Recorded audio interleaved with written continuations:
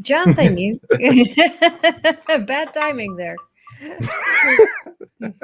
I realized I was out of drink. Okay. Hello and welcome. Thank you everyone for joining us. I went ahead and started a minute early because Jonathan and I have actually been sitting here for the last 15 minutes and just kind of chatting a bit. And I always am kind of careful chatting before a show because I don't want to ruin the topic of the show. And so I don't want to get into anything that we're going to discuss on the show. Otherwise, you're hearing it secondhand and it just isn't the same. Yeah, there were Um, multiple times we stopped there for that realization. Yep, exactly, exactly. And so, hello and welcome. And if you're wondering, oh, am I late? No, you're not late. I'm just a tad early today. I was just kind of chomping at the bit, and Jonathan was ready, so we decided to go ahead. Mhm. And it is great to have everyone in the chat. I see Sandy is lurking, and PJ is here, and Julie from Wine and Reason is here. Hello, Julie. And Eric Mishima is here. Hello, Eric. Jonathan, thank you so much for joining me. Thank you for having me. Let's start out by reminding people, you were here, what was it, a month ago, 2 months ago? I don't exactly remember what the topic was about, but yeah. Yeah. But remind everyone who you are and what it is that you do. So I am Jonathan. As I phrased it last time, I play pretend with other atheists. We just do a Dungeons and Dragons thing, and I'm the dungeon master for that. That's over at Nat One Heroes, and yeah, we just have a good time. And I just pop into other people's shows to talk about the serious stuff on occasion. Okay, that sounds good. I came across this topic. I was listening to Seth's program the other day, and a caller called in and was asking about how do you deal with family when you deconvert, and they are still believers and they're having a hard time with it. And Seth's response was, I can offer you some advice on dealing with relationships, but as to an answer for that problem, there really isn't one. Yep. I can tell you how I do it, but there isn't really something that is the answer. And I thought, he's right. There is no answer. So we're not here to tell you what to do. We don't have all the answers, but it is good to get together and talk about it. Many of us do have shared experiences. And, I'm going to let Jonathan go ahead and start with his story of how he dealt with family during deconversion. And those of you in the chat, go ahead and be thinking about and maybe even starting to type in your stories, and we'll be sharing your stories as well. So, Jonathan, I'll let you take it away. So I want to back you up here and say I certainly agree that a large part of this is acknowledging that we're not alone, that we do have shared experiences that mean something to us as people. And I admit publicly that I am a queer man, and I will say that being an atheist in my family is in some ways harder than being, well, just not straight. And that's a difficult thing. But like coming out of the closet, it's not something you do once. It's something you do or think about doing and consider doing every single time with every single person. And boy, it's different for everyone, and it's different for everyone you interact with. And for me, coming out to my mother was easy. I think she already, yeah, there's just recursive closets going on there. Like, it's a walk in. But for my mother, it was super easy to come out to her because she had always been kind and supportive. And I didn't realize this until later in life when I was so much more confident in who I was anyway. And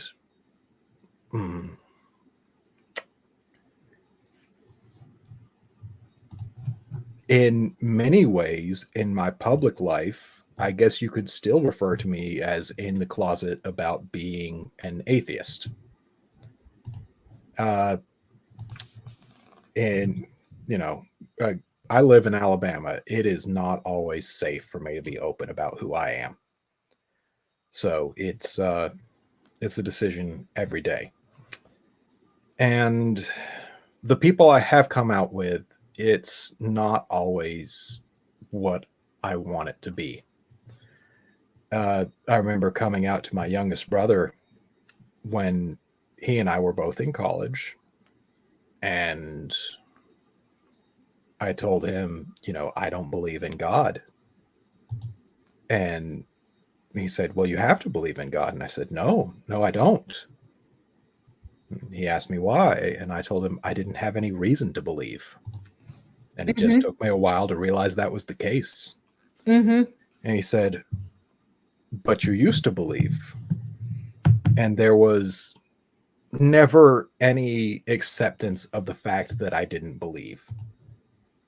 And that was disappointing. Yeah, Alabama. The the state is beautiful, the people are not always.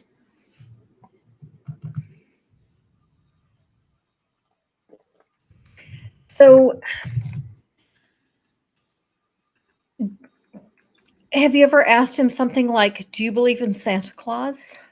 Did You you know, believe I in I Santa thought that Claus?" seemed a little too confrontational for the tone I was wanting to hit with him. Yeah, I get that. But on the other hand, it's a good illustration of how you can believe in something and then no longer believe in it. Yeah, it is. Hmm. Uh Unfortunately, I've cut my father out of my life entirely, and he has. Oh, that's nice, Julie. I'm not far from Tennessee, but Hmm. yeah, probably further from you though if you're working in Mississippi. I know where Julie is. I've been to see Julie. Julie, if you're okay with me announcing what city you live in, put it mention in the chat or give your okay in the chat and I'll mention where you live. But if you prefer that I not mention that, I won't. Mhm. But yeah,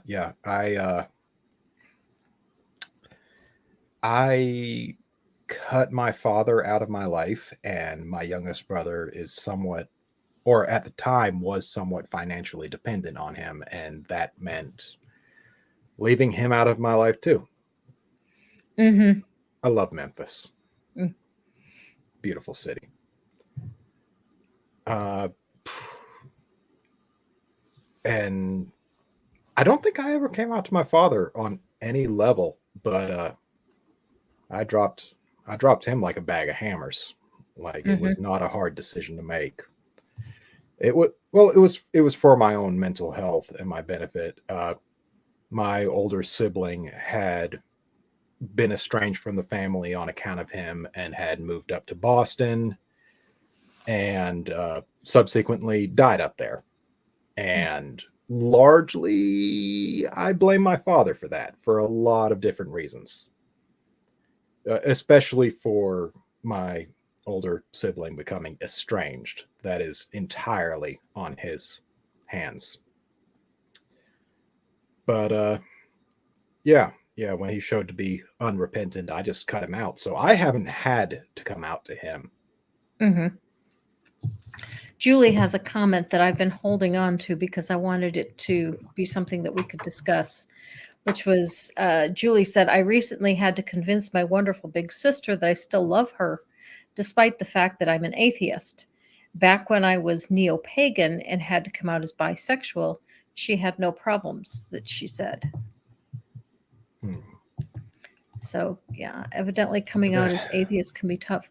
I did not find it all that difficult. And I think a big part of that was because my family has always been so divided. Hmm. Um, when I was very young, my parents were Catholic, but my parents left the Catholic Church when I was 7. And I was raised agnostic. And I converted to Christianity at 16. And it was really mostly a teenage thing.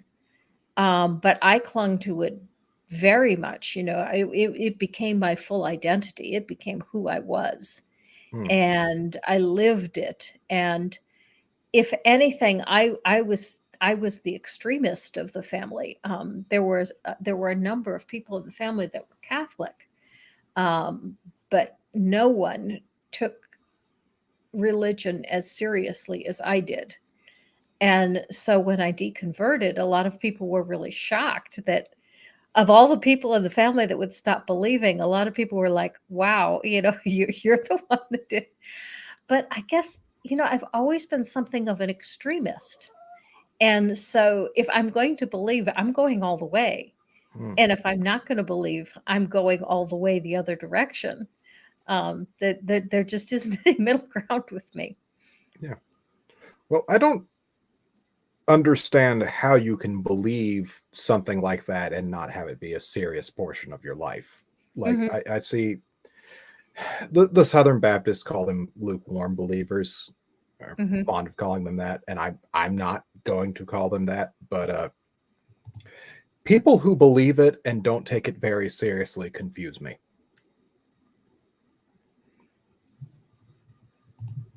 Yeah, and that's the one person that may have had a problem with my, well, I shouldn't say may have, definitely did have a problem with my not believing. And although she never said anything directly to me, well, she kind of I'll explain it, but it's my sister. And when I was a believer, my sister was a staunch Catholic. Her husband was very into the Catholic practices. In order to marry her husband, she had to go through confirmation so that they could get married in the Catholic Church. And they raised their children Catholic. They sent their children to Catholic schools. But whenever we would visit, I never saw them go to church. Yeah, I did see them pray. I did see them abstain from meat during Lent, or at least on Fridays during Lent. Yeah, they did all the things that a good Catholic person does. But I never, they never talked much about their faith. I never really knew much even about what she believed. Did she hold to all of the teachings of the Catholic Church or just some of them? I don't know. It wasn't something she talked about.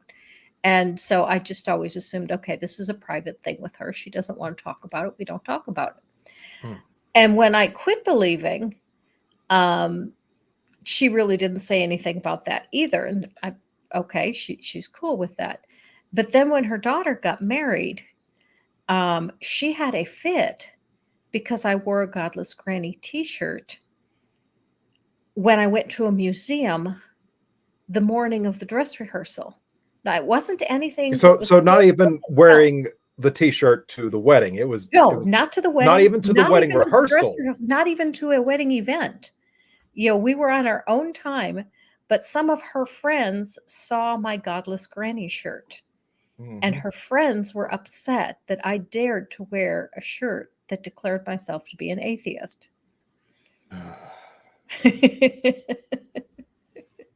How dare. And I think my sister wasn't so much upset that I wore the shirt, but she was embarrassed that her friends called her out on it. Hmm.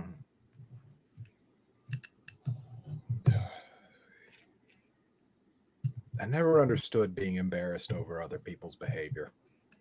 Mhm. I like this one. Mom's religion was Catholic. My dad's religion was golf and softball. Softball. That's the case in a lot of families. Mhm. Mhm. The mother ends up being very religious and the father ends up being tolerant. And that, to answer my troll, if you're listening, um, July 20, 1942, I think is his name, is why my marriage still works. When I was a believer, I was driving the train. I was the one that said, if the church doors are open, we are there.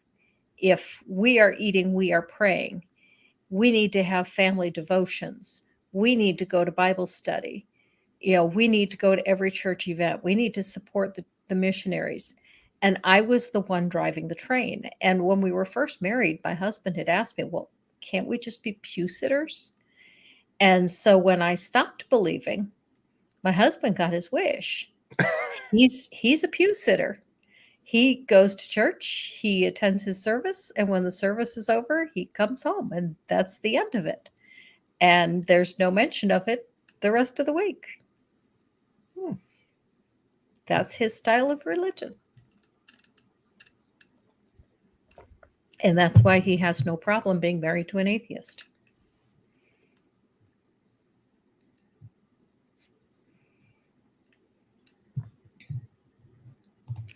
Julie says, can't speak to her personally, but Catholics believe that faith without works is dead. You're more likely to see Catholics doing the sacraments and doing good deeds if and when it's convenient. Yeah, Julie's very right there. Yeah. Because the Catholic Church believes that salvation comes from a combination of faith and works. And you spend time in purgatory depending on your works. And if you did enough good works, you have a very short time in purgatory before you get to go to heaven. And if you didn't do enough good works, you have a long period in purgatory before you get to go to heaven. Mm-hmm. I like Icarus's question. What has more holes, golf or Catholicism? Okay, that's pretty good. I like that.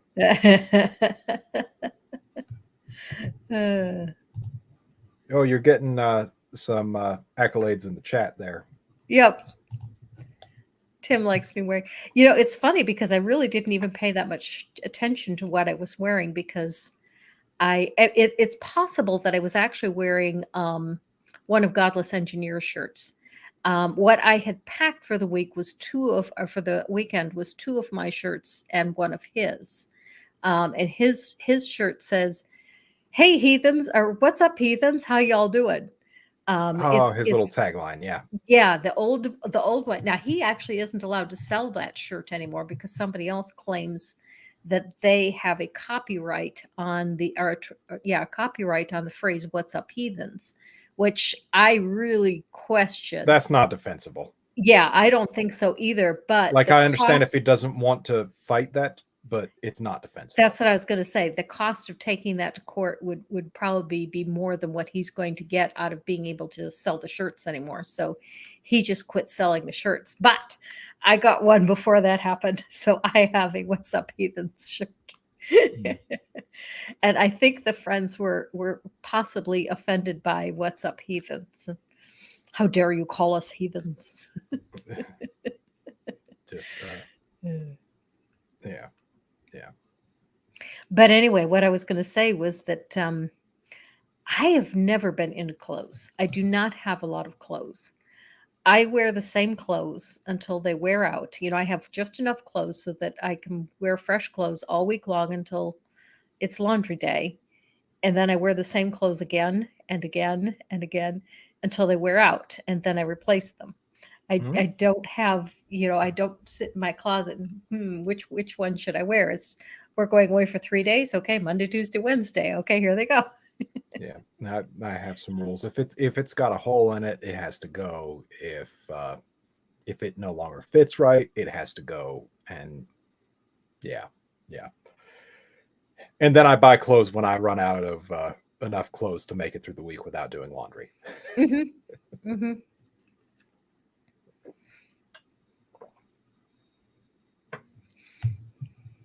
Citation F and me.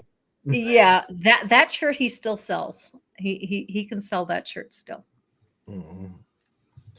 So, does anyone else have any stories about dealing with family on deconversion that they would like to share, or questions along those lines that they would like to ask? Purple has a comment on clothing. Same two pairs of jeans, half dozen different T-shirts was my entire wardrobe for decades. Another comment on my wardrobe. Part of the reason my wardrobe looks the way it does is when I deconverted. It was summer, and I went into my closet to go get something to wear, and I was hard pressed to find anything that didn't have the name of a church on it or a religious slogan on it. And I said, I need some atheist clothes. I But like doing button ups, just little short sleeve button ups. I like mm-hmm, them. I mm-hmm, don't do polos though. They just mm, the fabric does not feel right, and it's too hot for them. mm-hmm, And mm-hmm. The other thing though that I have is I also do work as a kaja. I work with children. And when I'm working with children, I don't want to make any kind of statement whatsoever. So I also have a set of shirts that have absolutely nothing on them, and those are for work. mhm, I feel that. I don't have any graphic T-shirts. The feeling of the imprinting on my chest actually just can't do it. Can't do Mm. it. Cannot do it at all. This shirt that I'm wearing right now, Hmm? this I got from the San Diego Zoo. That's a Nice. platypus. Hmm. This is one of the most comfortable T-shirts I have ever had. It is so soft. It is so light. I love this shirt. And this is one I can wear for work. The kids love the platypus. Okay. Limited Light says, how about atheists working too hard, not getting enough sleep, and therefore not telling family about atheism? I mean, I have other reasons for not telling family about atheism, but I feel like those are all right reasons. Hmm. Uh, it, Here's how I feel about it. And this is what I told my mom when I came out as queer, which was nobody in the family felt the need for me to announce my sexuality when I thought I was straight. So I don't feel the need to tell them now. Hmm. And when it comes to being an atheist, if it comes up, I'll do it. But if I don't feel safe doing it, I don't tell them. Or if I don't feel like they're in a place to handle it in an emotionally mature way, I don't tell them. Mm-hmm. Mm-hmm. Uh, my grandmother, incredibly sweet but simple woman. And I will probably never tell her that I'm an atheist because it would put It undue would break stress her on heart. her. Hmm. She's already got heart issues, like literal pieces of heart failure. Like I'm not. No, I'm not going to kill my granny just to give myself a little closure, you know. Hmm. Hmm. Yeah. You got to be in the right frame of mind to do it. You got to have a good feel for how they're going to react to it. Hmm. It might not be a bad idea to just drop little hints here and there. Yeah, Um, you can build people up to an idea that they wouldn't otherwise accept, mhm, mhm. and yeah, yeah. Uh, I see Julie talking in there, not discussing it with her underage nieces and nephews. I'm gonna do Mo's comment first just because I Oh, can sorry. handle this one really fast. I lived in Fort Wayne for 22 years. I moved there in 1990 and I left in 2012. Okay, now we'll get to now we've got a super chat. We'll You do the got super people chat. paying money. I mean, That's right. That's right. Thank you very much, Eric. Eric says, I asked my brother if I could explain why I'm an atheist. He said he didn't care. I was unprepared for that and it actually calmed me somehow. That's cool. That's cool. The one group of people that I do look forward to coming out to at some point, although they know it's not a matter of coming out, it's more of explaining, is my grandchildren. hmm? And I actually have made 3 videos for them in case I am not around when they are old enough to start exploring this by themselves. My grandson, I have a grandson who is 8 and he is sharp as a tack. And he did ask me, how can you not believe how do you think the universe came to exist if there isn't a God? But unfortunately, we were getting ready to go somewhere, and so his mom cut us off, and I don't think she did it because she didn't want me to answer. I think it was just a matter of it was time to go. Yeah. Yeah. I I take a slightly different approach to talking to underage nieces and nephews about it. I'm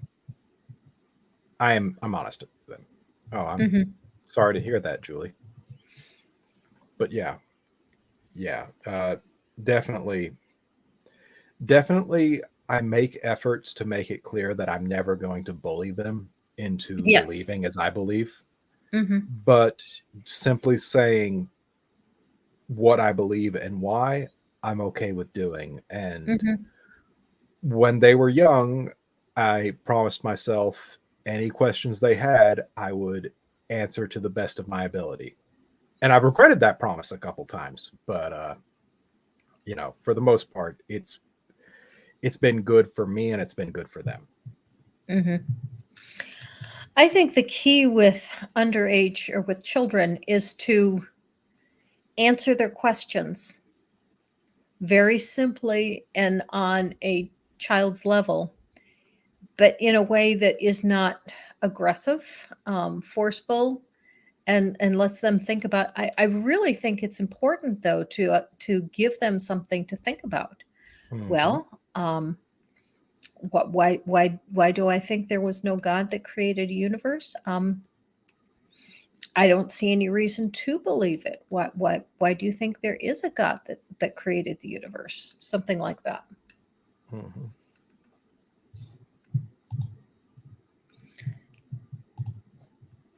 Okay, Tim says last month I finally came out as an atheist to my brother. We were raised in Methodism. He took the news just fine. It was a huge relief. I waited for our parents to die before I revealed this to him. Okay. Um. I mean, I Yeah. don't blame you for waiting.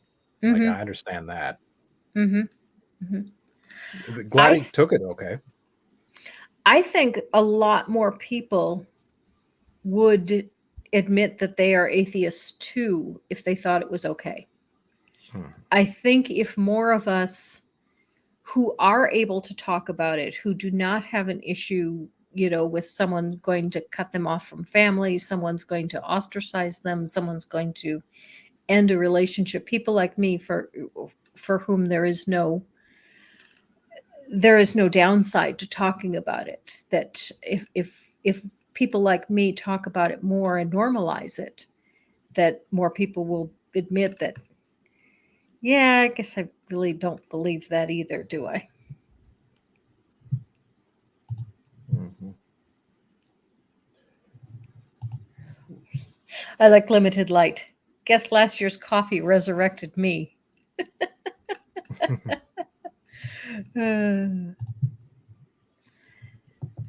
And Julie says, nice, Jonathan. I don't lie to them directly, but I have lied by omission by being silent. Sometimes you have to. Yeah, Sometimes you have to. yeah. And I don't like calling that a lie necessarily, but I understand where you're coming from on it. Mhm. Purple says, I haven't told my family I'm an atheist. Told them when I became pagan, and 30 years later, only two have even acknowledged it. So it seems kind of pointless to bother telling them when I left that religion. Yeah, yeah. A lot of people, it seems, they treat it kind of like you're dead if you tell them. Mm-hmm. Mm-hmm. Yeah. Icarus says, why don't you believe God created the universe? Is like, why don't you believe that Thor creates lightning? Yeah, you got to be careful with that answer, though. That can get a bit snarky depending on the delivery. Mm-hmm. Mm-hmm. Oh, honestly, sometimes I like a little bit of snark. Like, I not do too. always, Hmm. but But not with kids. not with kids. Not with kids. Anyone know what the point of the book Stealing Jesus is? Is that Frank Turek's book? I think it I'm not. might be. Yeah, I'm not familiar with that. I know Bruce he. Bauer, How Fundamentalism Betrays Christianity. Ah, Stealing Jesus. Different book. Okay. Hmm. The ringing testament of a man who is equally disturbed by the notion of an America without Christianity. Yeah. Purple says, although part of me thinks it's kind of fun to tell my evangelical brother that I have good news and bad news. The good You news is I'm no longer pagan. you can definitely have fun with something like that. Oh yeah. Yeah, definitely. And D.H. Lewis says, not everyone is cut out for activism or public discussions. Yeah, and not everybody has to be. It's Mm-hmm. okay. It's Mm-hmm. normal. I mean, it's all right. And Limited Light says that that book is purporting that Jesus was historical but not divine. Um, my position on that would be how historical. I mean, I personally believe that there was a historical person upon whom the Jesus myths were built. Just like I think there was a historical person on whom the um, King Arthur myths were built. Um, Obviously, portions of the story are myth. I don't think there were a bunch of zombies walking through Jerusalem. I don't think Jesus was resurrected. I don't think the temple veil was split in two. And I was especially shocked during the debate between Mike Licona and Bart Ehrman over Christmas, where Mike Licona also said that he felt that a number of the things in the Gospels were portents. And he included in those the ripping of the temple veil and the zombies. Um, and once you say that portions of the story are not historical, that they are portents, then you have to get to the point of, well, is any of it historical? And so I would say I think there was a historical Jesus, but what, if anything, he actually did or said, I don't think we can say for sure anything Hmm. other than he was born and he died. I'm in agreement with you on that. I figure it was an amalgamation of characters. Yeah, I would agree with that as well. I think there was more than one preacher, and people were telling stories about this great preacher, and they all kind of got dumped on the one. Just merged. Hmm. That's the thing about oral story traditions. They tend to simplify. Hmm. So if you can combine multiple people into one, it simplifies things. Hmm. Ooh. I heard that most historians agree that Jesus was historical. um, I've heard that too, but Dr. Richard Carrier definitely is not one of them. He is definitely a mythicist, Yeah, and that period and that region is his area of expertise. yeah, And I think that carries a great deal of weight. yeah. There are people who know better about this than I do who take the mythicist position, but there are also people who know better than I do that take a historical position. And I just look at it and I go, I don't know, but regardless, I definitely don't believe there was a God there. Hmm. Hmm. I definitely think if there was a God there, even if he did exist, he's an asshole for not making it clear. Hmm. Hmm. That's a thing I take that makes my family a lot more uncomfortable than just me being an atheist. Not only do I not believe he exists, I believe that if he does exist, he's a terrible nightmarish creature. Like, My dad used to say that to me all the time when I was a teenager and a young adult, when I was a believer, and mm, it drove me nuts. And I think that's the only reason he said it, was because he knew it got under my skin. Um, mm, and yet now I say he's absolutely right. Now, granted, my dad was also an asshole. Um, sorry, that's okay. I relate. And I don't think my dad really understood how to deal with people, but he thought he was so good at it that, he would do stuff like that. Dunning Kruger. Hmm. Yeah. Yeah. I definitely don't say things like that to antagonize people, but it would be so easy if I wanted to. Boy.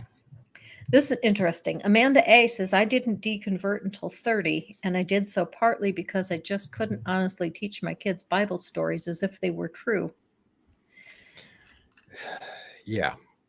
Yeah. The Bible is very much not true. I mean, I bought it hook, line, and sinker. yeah. I really thought it was absolute literal truth, which is why it was so easy to deconvert me, because once someone proved to me that just one of the stories wasn't true, which was Noah's Ark, Mm, the whole house of cards came that's crashing it. down. Yep. Yeah. I mean, ironically enough, it's a position built on sand. Hmm. I mean, I don't think I was ever a biblical literalist. Mm. I think at times I pretended to be a biblical literalist to keep myself safe in my household, Hmm. but Hmm. it's it's weird when you're abused as a kid. It's hard to speak to what your exact mental state and positions were. Like it messes with you. And oh, yeah. Icarus made an interesting claim. He says, in 1,000 years, I wonder if they'll ask if Chuck Norris was historical. And I would say no for one reason, and that is because the evidence of his existence is too clear. And my primary reason for taking that position is Johnny Appleseed. I used to wonder, was Johnny Appleseed real? I mean, are these stories real? But I lived in Fort Wayne. I have been to Johnny Appleseed's grave. It's there. You can go visit. His remains are still there. There's a grave. There's a park around the graveyard. And so it's pretty hard to deny that Johnny Appleseed was a real person when you can still see his remains today. Okay, but I'm pretty sure he never met Paul Bunyan. No, no, he did not meet Okay. Paul Bunyan. Mhm. He might have met Davy Crockett. Maybe. Okay, Hellbound Hillbilly says, if the God of the Bible exists, he could be a Disney villain whose minions aspire to be bone villains. When we say bone, are we talking about the graphic novel? Because I love that. That was good. I don't know. It's glorious. You should read Okay. it. Just absolutely wonderful. Icarus says, it seems that young earth creationists create atheists. I'm entirely in agreement with that statement. I often joke that Ken Ham will create more atheists than I ever will. Mm. Now, when young earth creationism was broken for me, that did not challenge my faith. And that, I think, was entirely because I was in a church that was kind of half and half. There were young earth and there were old earth people there. And the pastor was an old earth person. And he did not like Ken Ham. And the whole reason he didn't like Ken Ham was because of Ken Ham's position that if you are not a young earth creationist, you are not a Christian. Hmm. And there are two people that my pastor that absolutely revered and practically worshiped. One was John Piper, and the other was Wayne Grudem. And Wayne Grudem was definitely an old earther. He was very clear about that. He wrote in the systematic theology that he wrote. And Ken Ham would say that Wayne Grudem was not a Christian. And to say Wayne Grudem is not a Christian is just that's just preposterous. And so when I've told this story before, but what broke Young Earth for me was a trip to the Shed Aquarium, because I had been told by young earthers that it is not possible for fish to grow lungs. And I went to the shed aquarium, and one of the first displays I saw when I walked in the door was a display of lungfish, fish with lungs. As soon as I Yep. saw it, the young earthers were wrong, but that only broke young earth. I still believed in God.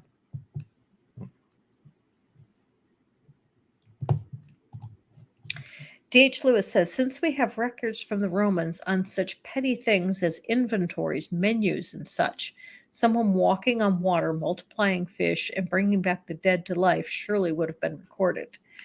And D.H. Lewis, I would definitely put on top of that the temple veil. Hmm. Josephus wrote an extensive history of the Jewish people. The temple was the central focus of their faith. And the temple veil is what separated them from the holy presence of God. If that temple veil had really ripped in half, there is no way that Josephus would not have mentioned it ever. Mhm. Also, how would the disciples have known that it happened? Like, if it was this thing that was hush hush and wasn't supposed to get out, the disciples were clearly not there in the temple for that occurrence. I'm thinking, let's see, they were in Jerusalem when it would have occurred. Yeah, but Now, they didn't write they any of the Gospels no, they themselves. definitely didn't. But it's one of the common claims that each of them Yeah, is. yeah. Oh, look. That's a good question. That's a good question. The thing that I always like to bring up, and something that I didn't even notice until I was an atheist, I always knew that the Gospel of Mark, that the ending verses that were tacked on were not part of the original gospel and really shouldn't be taken seriously. Right. But I never noticed that if you take those off, there's no resurrection. There's nothing divine about him either in Mark if you take those off. Yeah. Jesus dies, he's buried, the women go to the tomb, and an angel says he is not here. And that's the end of the story. And it specifically says the women told no one. So And if how they did told no anyone? one, how do you know? Exactly. Exactly. They told no one. Nobody saw a risen Jesus. And that's the first gospel. That's what they had to build from. That is in line with the theory of Markan priority. Like, Mark came first, Hmm. and Matthew and Luke based their gospels off his, and then John came way out of left field much later than.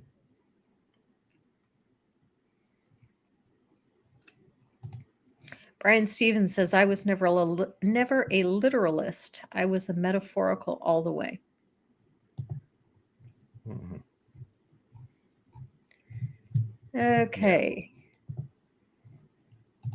Julie says, when I make the pilgrimage to a certain macabre writer's I love grave, I am totally asked you, and you're so a dinner date.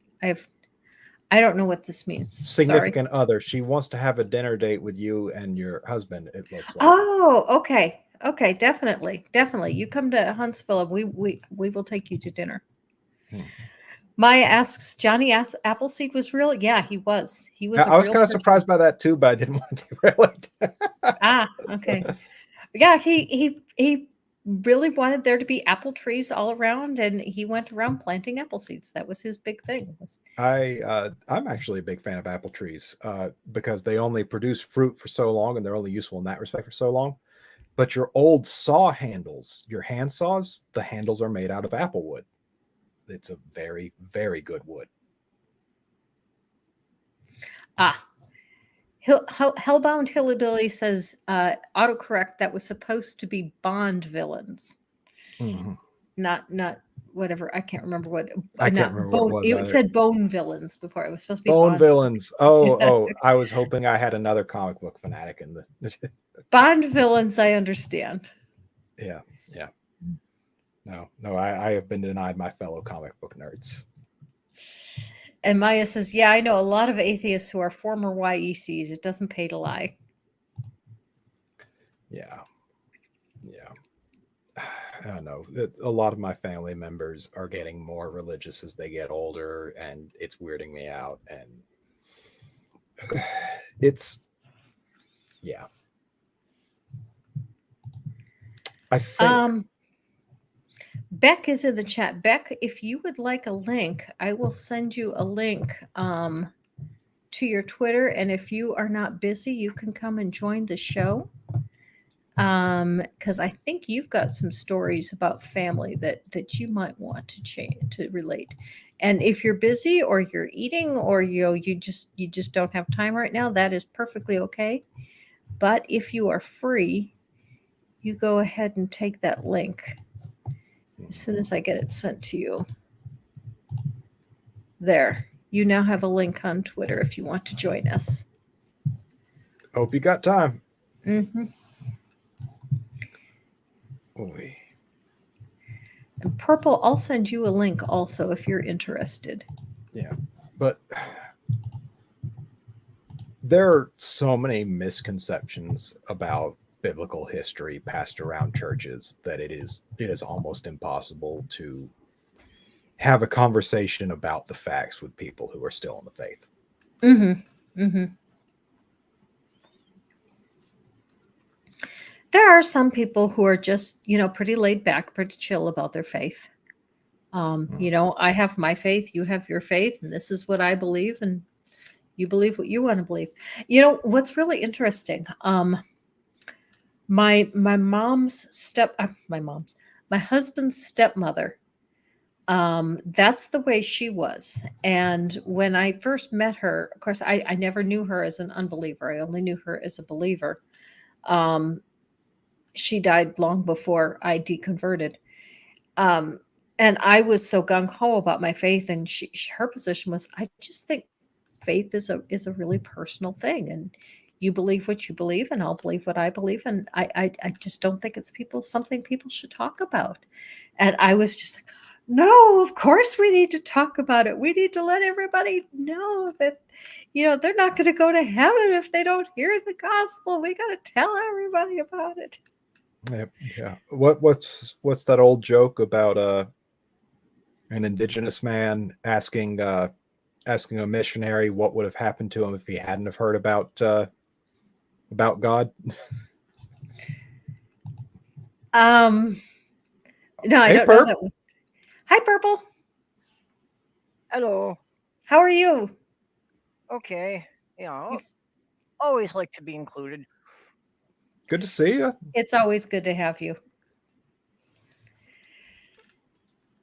So tell us a little bit about what it was like coming out to any family members that you may have come out to as an atheist.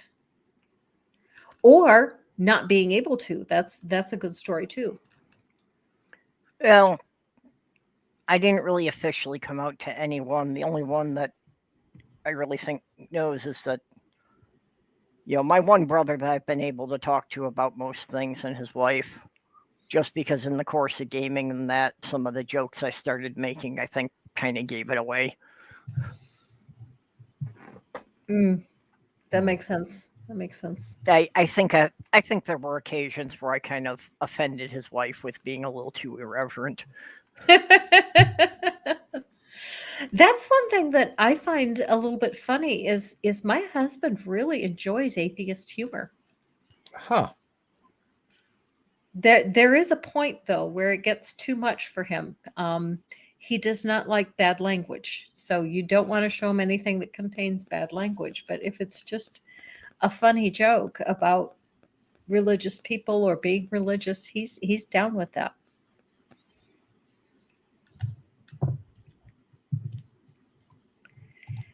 Maya says, I only told one of my mothers. I don't need the rest of the family in my business. That makes sense. Right. I get that. Oh, I get that. Yeah, And he like says, I had go ahead. like I had said in the side chat there, just considering that no one's acknowledged that I left the church more than 30 years ago, you telling them I'm atheist just doesn't seem to serve much point. Yeah. Yeah. Icarus says, there's atheist humor? I lack belief in that. I have to assume that the debates on whether or not rocks are atheists are, I have to assume that those are jokes so that I can go to sleep at night without crying. Yeah, yeah. I assume those are jokes as Well, well. I might be agnostic. I don't really know.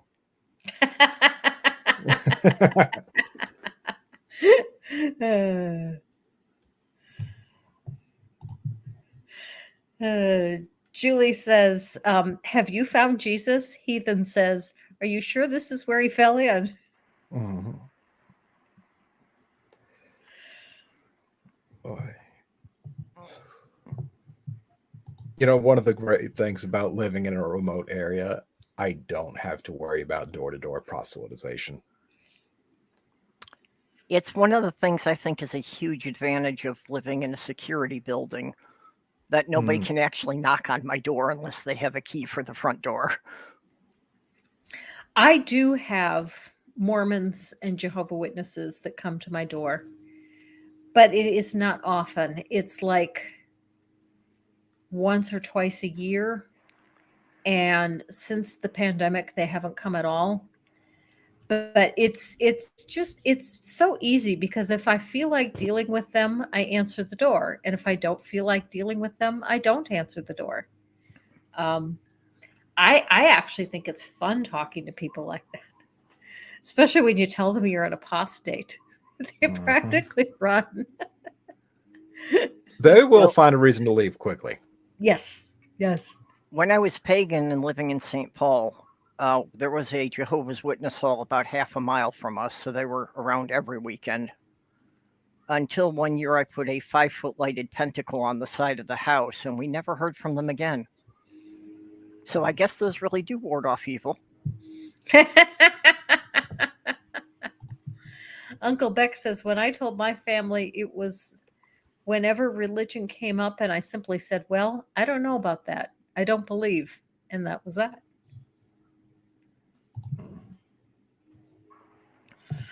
That sounds like a civil way to go about it. Manny Grayson says, I like door-to-door proselytization because OT. Well, I don't my quite get my that. mother. Go ahead. Go ahead, Jonathan.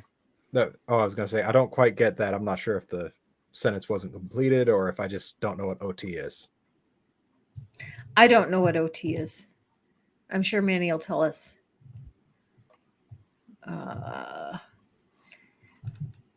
Bree is here. Hello, Bree. Hey, Bree. Yeah, my mom was definitely aware of my being pagan, because while it was never discussed, she made sure it was never discussed. Anytime the topic of religion came up and I was in the room, she would be quick to change the topic before I could comment.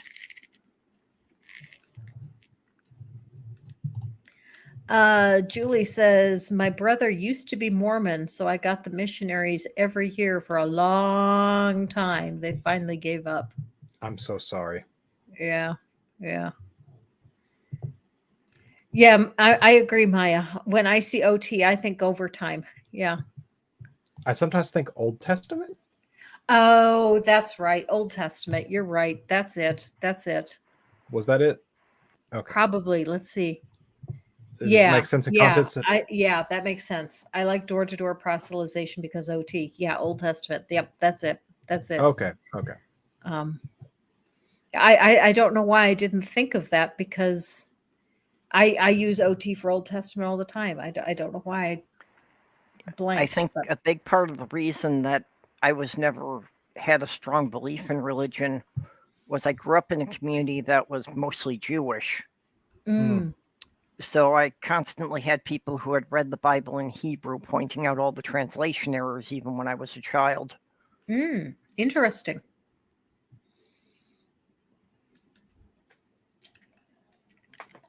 What do they think about the translation of the young woman will bring forth a child and the Christians taking that as meaning the virgin? Well, some of them were telling me that the actual word, didn't mean virgin in the modern sense, but that it actually should have just been translated to a young maiden, just as being, because apparently a virgin was just considered a woman who had never given birth, not necessarily one who hadn't had sex. Interesting. Hmm. So all women who give birth to their first child are virgins until that child is born. Yeah. Okay. Julie says, just answer the door tipsy. Yeah, you kind of end up with a few more snappy comebacks then, don't you? The snappy comebacks are in you naturally. The alcohol just lets them flow out easier. That's for sure. Yeah, the alcohol just makes it hard to latch that gate. I don't think I have a gate. I most definitely do. Mm-hmm. And when it comes to the pithy one-liners, I think them and they're out of my mouth. Like there's no stopping. My problem is I'm too slow. Too much of the time, somebody will say something, and the next day I will come up with the pithy one-liner that I should have said. Oh, you're in the shower, you're washing your hair, and it's just there. Yeah. Yep. Mm-hmm. Well, that was part of why I felt that I could really belong to this community, is that I was drunk in several live streams and nobody kicked me out. So I don't think I've been drunk in many live streams. I normally just have the one and I'm done. Well, since I moved back to Minnesota, my alcohol consumption has dropped quite a lot. When I was living in Michigan, there was basically nothing else to do. So that is the case, especially if you're in the Upper Peninsula. Yep. That's where I was, Northeast Wisconsin. I get it. I get it entirely. Yep. I grew up in Wisconsin in the Milwaukee area. And in Milwaukee in the 60s and 70s, it was absolutely a brewery town. There were like 7 different breweries there. And one of the things that I now find absolutely hilarious is my dad's company had a company picnic, and a friend of mine and I decided that we would man the beer kegs, and we were filling beer cups for everyone. And I was probably somewhere around 10 at the time. And now, leaving a 10-year-old in charge of the beer kegs, it would be considered completely irresponsible. But then there were a number of things that our parents did that were completely irresponsible. And the biggest thing for me was I was left to babysit for my cousin. And she was an infant at the time. And it was the first time I had ever changed a baby's diaper. And she rolled off the counter onto the floor. And at first she didn't cry. And I thought she was dead. I thought she'd hit her head and cracked her skull and she was dead. And then when she started crying, I knew she was okay. And I was so terrified of what I had done, that I somehow injured her, that I'd done something terrible, that I never said anything to anyone for 20 years.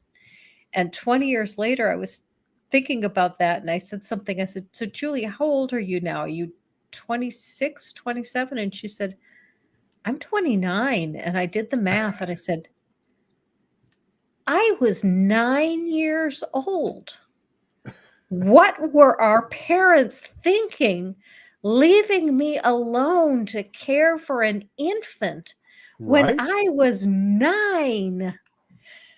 It's a wonder I didn't kill her. I mean, if you had killed her, it would have been their fault. I mean, yes, absolutely. Yeah. Absolutely. They kept telling me how mature I was. And I was so proud that I was given so much responsibility, but I was not ready to care for an infant when I was 9. Mm-hmm. Yeah. But back in the 70s, that was quite common. Mm-hmm. Mm-hmm. 9 or 10-year-old watching a younger sibling. Mm-hmm. I think, yeah. My dad left us at home alone when there was a 1-year-old and the oldest was 6, which, that if that had gotten out, that would have been acknowledged as straight abuse then, like neglect, I should say. Mm-hmm. Mm-hmm. But it's just, Oy, no, it's not good. It's not good to leave a kid that young alone. Alone to begin with, to be honest. Like my I'm oldest sure they nephew were is only gone for a couple of hours, and it was in the afternoon. But nevertheless, she was just too young. If they'd have left me with a 5-year-old, that would have been fine, if I but went not for an like infant. an hour or so, not a big deal. But Right, like exactly. Mhm, there's so much that goes into caring for an infant that a child is not ready for. mhm. Maya says, I've been staying home alone since I was 6, walked home from school and signed my sister out of daycare. Wow. Wow. Huh. I do know that my earliest memory of making a meal for a sibling, I was 4. Now my mom was home, but my mom was ill and she was in bed. And so she asked me to make lunch for my sister and myself, and I made peanut butter sandwiches. And I was so proud that at 4 I was able to make peanut butter sandwiches for myself and my sister. Mhm. Well, my mom had set it up that each of us kids would make dinner one night a week, Hmm. which was convenient for her. With 9 kids and only 7 nights in the week, she didn't make dinner for 20 years. Oh Mhm. wow, that's nice. But I remember that starting before I was 10 years old, that I was expected to make dinner once a week. Hmm. I Boy. started making dinner when I was around 13, 14. But that was because my mom worked full time. Now, my mom got home from work at 4 in the afternoon. So sometimes she made dinner and sometimes I did. It just depended on if she was tired and how much homework I had. Yeah. Well, and I love getting to teach my nieces and nephews like how to cook and knife safety and like little principles of cooking. I don't think I have ever just set them to go in the kitchen. Like I don't think I could do that.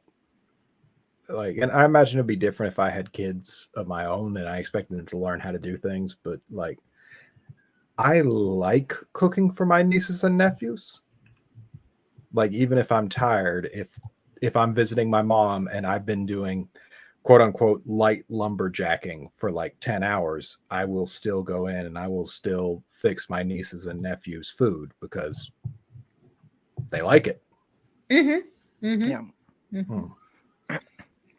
I also was really raised by my older siblings. My parents didn't have much involvement with it, but because I'm the youngest, so there's a span of 15 years between me and my oldest brother. So 3 of my siblings were already teenagers by the time I was born.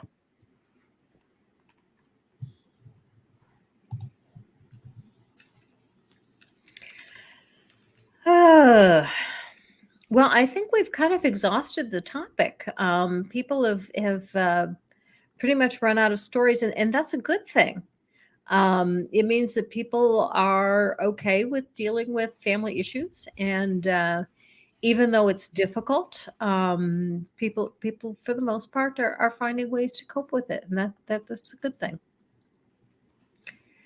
So, should we switch to another topic, or should we call it a night? What do you think? I think I'm ready to call it the night if you are. Okay, I'm good with that too. So, hey, everyone, thank you so much for coming. And Jonathan and Purple, I'm going to give you both an opportunity to shill for anything that you've got. And then I've got a bunch of announcements of things that I've got coming up because I've got more things coming up than I normally do. So, Jonathan, have at it. All right. I am going to try to drop a link in the chat here if it doesn't go through. If a mod could, nope, it went through. But yeah, I am the dungeon master for Nat One Heroes. It is a group of atheists playing pretend with each other. We got gods of our own now. Like we just make them up as we go, and it's a lot more fun than a Bible study. And you can see us Sundays at 7 Central, 7 p.m. Central. Okay, sounds good. Um, Purple, what do you have going on? You have your regular streams. Yep. My regular stream tomorrow night at 10. And next week, while I normally do a stream noon on Wednesday, I've got doctor's appointments on Wednesday, so instead I'm going to do it noon on Tuesday because that also happens to be my birthday. Okay, very good. Now, do you have a stream tomorrow? Yep. Tomorrow Tomorrow evening? night at 10. Okay, because And that's tomorrow Central Time. So tomorrow is one of my favorite days of the year. Tomorrow is National Macaroni and Cheese Day. And I always celebrate National Macaroni and Cheese Day because I make really good macaroni and cheese. In fact, that is one thing I will almost never order at a restaurant because I make such good macaroni and cheese. I've yet to find a restaurant that makes it as good as I do. Restaurant mac and cheese is shit. Yeah. Every time. So don't forget to mention that on your show tomorrow. I had seen that. I always do them after obscure holidays, I find. But actually, I'm doing tomorrow's on being National Pet Fire Safety Day. Ah, nice. Okay. Beck says, "Talk to me." I think Beck wants me to do a. Maybe I'll do a stream, or maybe I'll do a cooking show on how I make mac and cheese. It's actually really pretty simple. It's more a matter of personal taste what you throw in. I think the cheese makes all the difference.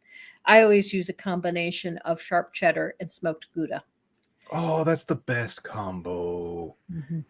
If you ever want to mix it up, though, there's a semi-soft goat cheese called Drunken Goat. The rind is washed with a red wine. And like, if I ever just want that little bit of funk that you get from goat cheese in there, that's what I go with. Yeah, I have thrown in a bit of goat cheese as well. I'm not a big fan of goat cheese, but Robin absolutely loves it. So I will throw in a little bit, but Robin always wants a lot more.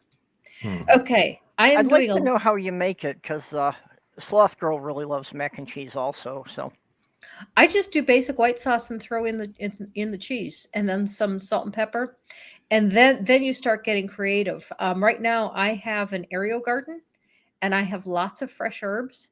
So sometimes I throw in dill. That's really good, or I throw in basil.